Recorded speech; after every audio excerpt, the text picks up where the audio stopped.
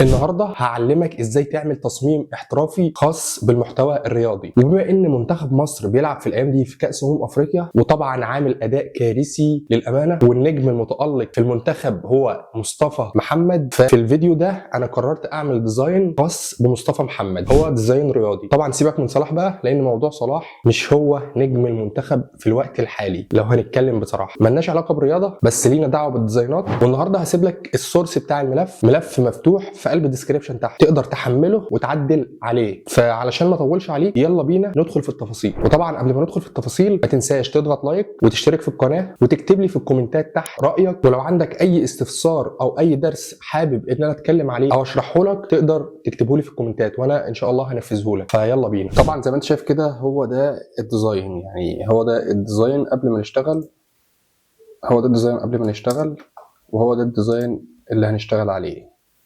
طبعا انا جبت ملعب كرة قدم، اي ملعب يعني، هو اعتقد ده ملعب مانشستر سيتي.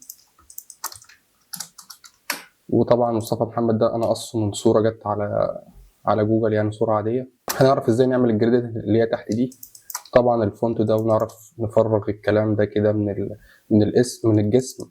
وطبعا ازاي هنعمل البشرة بتاعته ابيض واسود. يلا بينا نبدأ. اول حاجة علشان احول الجسم بتاعه ابيض واسود، بروح كده اقعد احدد البشرة كلها كده، بتك شيفت عشان ازود.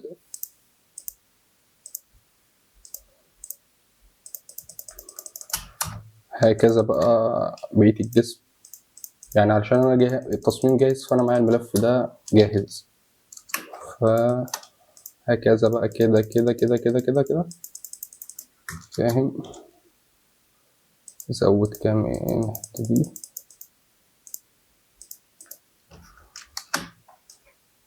طبعا انا عندي اصلا الملف هعمل لاير جديد.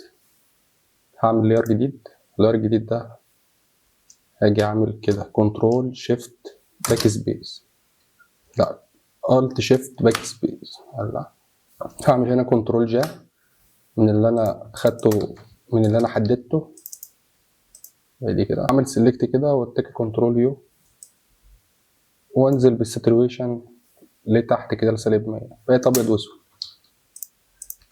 او زي ما انت شايف الاجزاء اللي انا عايزها ابيض واسود بقت ابيض واسود.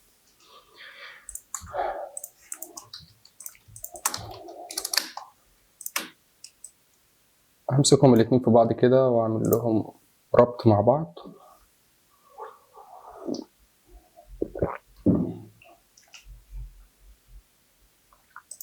بعد كده نروح على الارضيه دي. الارضيه دي معموله ازاي؟ الارضيه دي فيها بقعه حمراء كده برش، وطبعا هي الارضيه نبيتي. لو هوريك هنعملها ازاي دلوقتي. لو خدت انا الارضيه اللون ده كده ورحت هناك، وقفت على الملعب وعملت لاير جديد، ورحت متكي جريديانت، ماسك كده طالع لفوق خالص. او هنعملها بطريقه تانية ابسط. ثواني، هنعمل لاير جديد، متكة الت باك سبيس،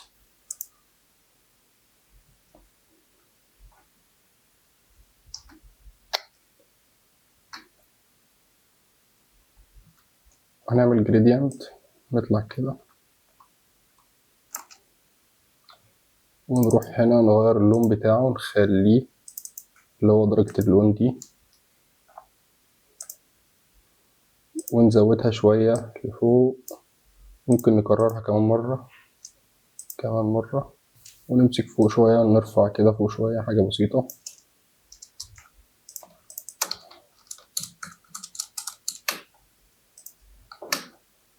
ناخد نعمل لاير جديد، ونروح على حرف البي نضغط عليه ونختار اللون الأحمر، نصغر شوية كده، نيجي خابطين اللون الأحمر هنا كده، مكبرين الشكل كده زي ما انت شايف. هنا هو هنا اوضحهولك اهو،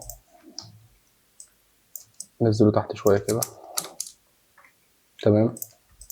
هنروح نعمل شادو تحت رجله كده، نيجي هنا نيجي عاملين لاير جديد منزلينه تحته، حرف البي برضه متكين كده، عاملين فرشة لونها اسود مصغرين خالص، بس توحي ان هو واقف على الارض مش طاير في الجو.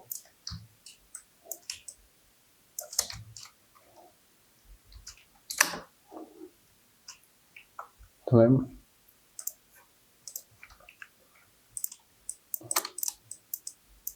نيجي للنقطة الأهم اللي هو كلمة البلدوزر دي.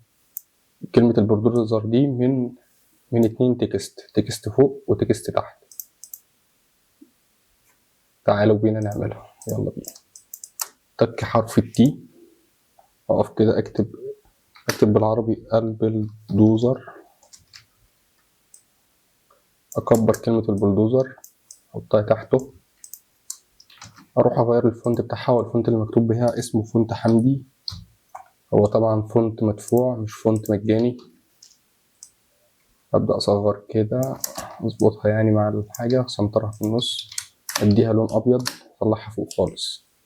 نيجي للجزئية اللي الناس سألتني عليها كتير، إزاي أعمل اللي هو ده، أفرغ الجسم من الاسم، أو زي ما أنت شايف كده. تعالى وأنا منفذها لك هناك. كلمة البلدوزر دي أعمل منها كنترول جا، وأنزل واحدة منها تحت الجسم كده، واللي فوق اللي أنا هلعب فيها هروح كده على الفيل، أجي منزله 0 خالص، اتك عليها كليك يمين، أو اتك عليها كده بيلدينج أوبشنز. تمام. أروح أعمل ستروك، بخيالك بقى الستروك بتاعك زي ما أنت عايز. أبيض أهو، بيبقى 2 عامة يعني عشان يبقى حاجة كويسة هنا. دي النتيجة النهائية في الآخر، إن أنا فرغت الاسم من التكست، قصدي إن أنا فرغت الجسم من التكست. في أوبشنات كتير بقى لو أنت قعدت تدور وراها وتعمل حاجات أفضل من كده، بس هي دي الفكرة يعني عامة. ممكن اخد الكلمتين كده وانزلهم تحت شوية،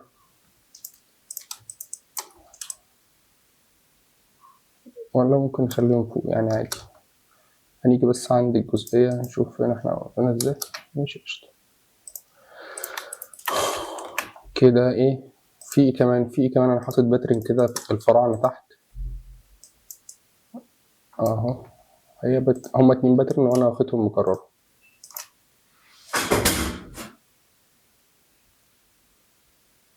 اخدهم كده احطهم تحت اللاعب منه، سنترهم في النص، او هي اصلا باترن واحدة وانا مكررها. لو خدت واحدة فوق كده وعكستها الناحية التانية، وهكذا بقى اللي تحتها طلعتها فوقها، وهكذا دي كده. ال4 محطوطين تحت. اروح هنا اجيب اللوجوهات بتاعتي، لوجو الكاف ولوجو الشعار بتاع البلد المضيف، احطهم هنا كده، واروح برضو اكتب كلمة مصطفى محمد كده زي ما انتم شايفين الناحية التانية. مصطفى، واروح اختار فونت بقى لطيف ظريف كده،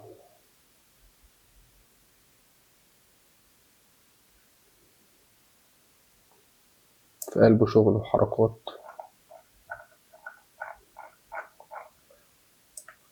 موضوع اختيار الفونتات ده يعني موضوع هي كلها أذواق، بس بتختار المناسب يعني للديزاين. مثلا ده، بس أنا مش عاجبني ده. لو رحت هناك كده ممكن أشوف الفونت ده مش موجود عندي.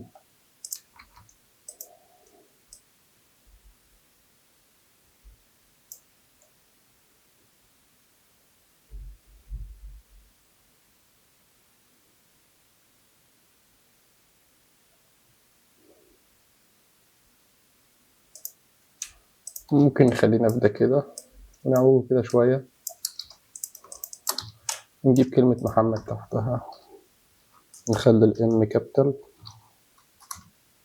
محمد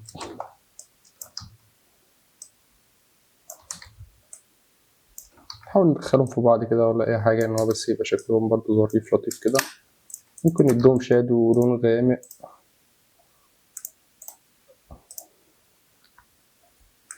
دروب شادو، طبعا ادي منظر لطيف كويس.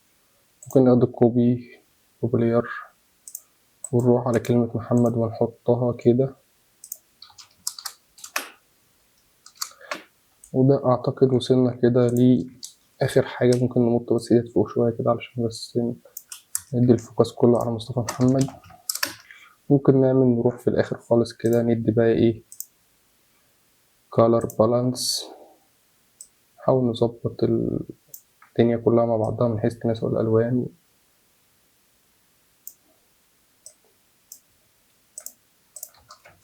وانا كده اكون شايف ان هي كده معقوله وكويسه لحد ما. وبكده اكون خلصت لك الدرس ووصلنا للنهايه. ما تنساش تضغط لايك وتشترك في القناه تحت وتقول لي انت محتاج دروس الفتره الجايه عن ايه. سلام.